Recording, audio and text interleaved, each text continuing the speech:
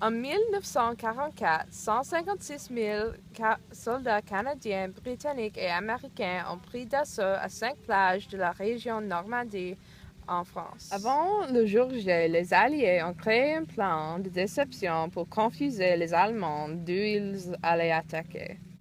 Les débarquements de Normandie ont été appelés le début de la fin de la guerre en Europe.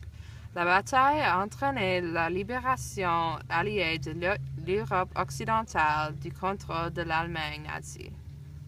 De nombreuses tactiques ont été utilisées pour réaliser la tromperie, y compris les faux équipements. Une armée fantôme commandée par Georges Patton est supposément basée en Angleterre, en face du pas de Calais, agent double et les transmissions radio frauduleuses. Eisenhower a choisi le 5 juin 1944 comme date de l'invasion.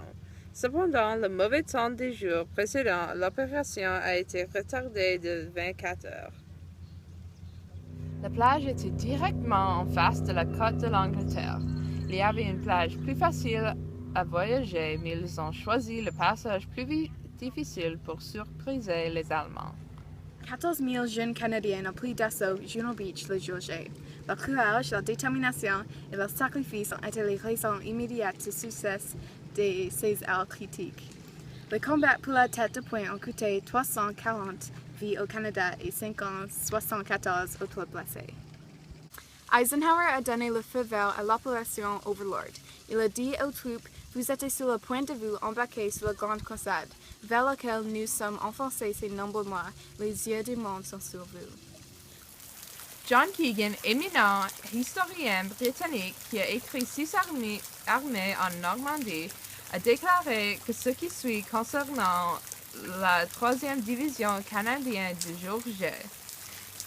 En fin de la journée, ces éléments avancés étaient plus profonds en France que ceux de toute autre division.